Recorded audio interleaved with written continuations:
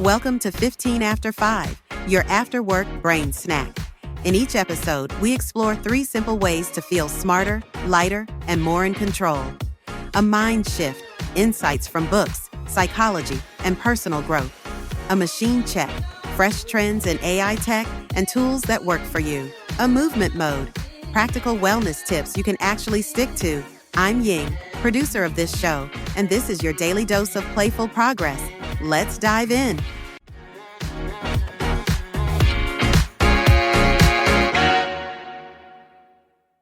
Welcome back to the deep dive. You've sent in some really fascinating stuff, as always. Yeah, definitely some thought-provoking material this time. And our job, well, it's to really boil it down for you, find those key insights, think of it as your shortcut to getting up to speed without feeling totally swamped. Exactly. No fire hose drinking here. This time, we dove into parts of the very first episode of the 15 After 5 podcast. Right. And it gets into some, well, surprisingly connected ideas about making progress feel easier, more engaging, maybe. That's a good way to put it. Yeah. So our mission today is basically to figure out how changing the way we look at goals, making it more playful, more experimental, can actually lead to real lasting change. Okay. Sounds good. Let's get into it then. So right off the bat, what's interesting is how the podcast host connects 2 books that, seem totally different. Yeah. Which ones? Well, there's Tiny Experiments by Anne-Laure Cunff. She's a neuroscientist. It's all about mental clarity, habits, self-experimentation. Okay, neuroscience. Got it. Yeah. And the other? Reality is Broken. Jane McGonigal. She's a game designer. Game design. Okay, yeah, that does sound pretty different from neuroscience. Right. But that's the kicker. What's the connection? That's kind of the first big aha moment we found. So what is the common ground then? Well, it seems both authors from their very different worlds basically land on a similar idea. Which is? That big changes, the kind that stick. They don't just come from gritting your teeth and pushing super hard all the time. Okay, hang on. Let's unpack that a bit, because that kind of goes against the whole hustle harder thing, doesn't it? It really does. The alternative they're hinting at, the shared idea, it's about making life more, well, playable. Playable. Interesting. How does that work in practice? So the 15 After 5 host gives this really relatable example from their own life, setting these huge goals, things like... Well, I know the type, like launch this massive project in 3 months. Exactly. Or write every single day at 6 a.m. sharp. Become fluent in Spanish by summer. Yeah, I've definitely set goals like that. We all have, right? And what happens often, as the host points out, you just burn out. It's too much, too fast. Yeah, you feel overwhelmed and then just stop. And that's where Anne-Laure Cunff's idea, the tiny experiments, really clicks. Okay, tiny experiments. Tell me more. The quote the host uses is something like, try your goals. Like scientists test ideas, small, safe, curious. Small, safe, curious. I like that. It's less pressure. Totally.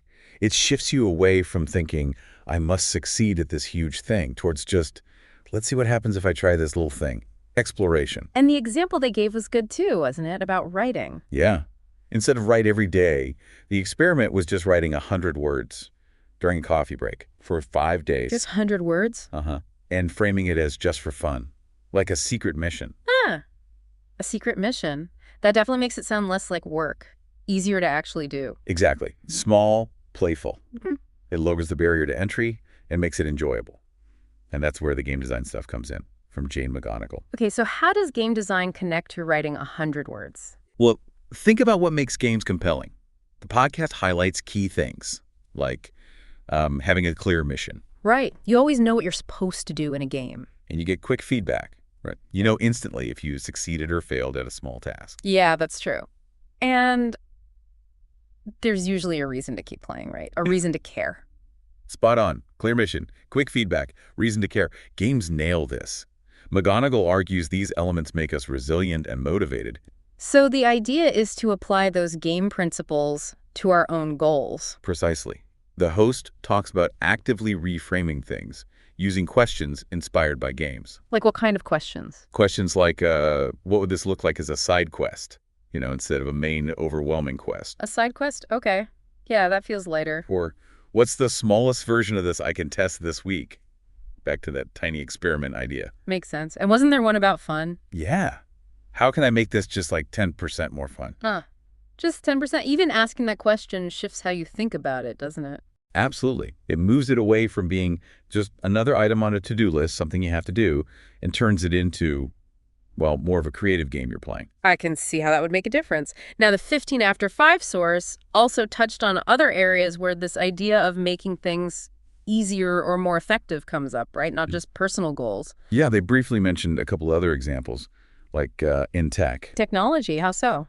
The idea of AI becoming more integrated, sort of like a second brain that helps you out without you really having to think about it. Okay, like what? The example was Google's Gemini AI, maybe suggesting better ways to phrase an email as you're writing it. Ah, okay, so it's not intrusive, it just helps you be a bit better, faster, smoother. Exactly. Making things flow more easily, reducing friction. It fits the theme. Okay, interesting. What else? Then there was a mention of ElevenLabs and their real-time voice cloning. Oh yeah, the AI voice stuff. How does that fit in? Well, the potential impact is making multilingual content like podcasts or videos much easier to create, breaking down communication barriers almost effortlessly. Right, making connection and sharing information smoother. I see the link. And then, switching gears a bit, they talked about wellness, specifically Zone 2 exercise. Zone 2. Remind me, that's the low-intensity stuff. Yeah, exactly, like brisk walking, easy cycling, maybe a light jog. The key is you can still hold a conversation comfortably while doing it. Not going all out, then. Nope. The focus isn't on crushing yourself. It's more about sustainability and the background benefits. Like what kind of benefits? Things like boosting your mitochondria, the energy factories in your cells, improves endurance, helps with fat metabolism, and crucially, it's something you can actually stick with long term. Because it doesn't feel like torture every time. Pretty much. Yeah. And the hosts shared their own experience, saying Zone 2 walks helped with energy, less brain fog. They called it background training for your future self. Background training. Again, that feels less demanding, more like a sustainable habit.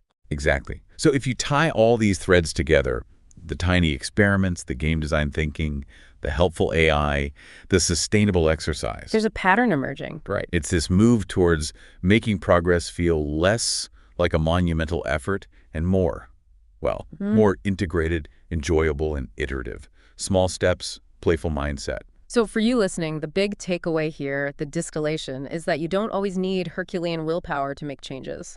That's kind of liberating, isn't it? It really is. And what's so compelling is seeing this idea pop up independently from neuroscience and game design. It suggests there's something fundamentally sound about it. Making life more playable. Trying things out like small, safe, curious experiments. Whether it's a big personal goal or just, improving your well-being day to day, it's about achieving more, potentially with less struggle. Less struggle, more play. Reframing those big, scary goals as tiny experiments or side quests. Makes them way less intimidating. So here's something for you to maybe think about this week. Is there one thing, one goal in your life right now that feels heavy, a bit overwhelming? Yeah, think about that goal. And then ask yourself, what's the absolute smallest, most curious step you could take towards it? Like, what's a tiny experiment you could run just for fun this week? Approaching it playfully, experimentally, see what happens. How does that feel compared to the usual pressure? It's worth considering how these concepts, micro-habits, game thinking, sustainable wellness, might fit into your own life. Hopefully this deep dive gave you some useful, easily digestible starting points. Lots to chew on there.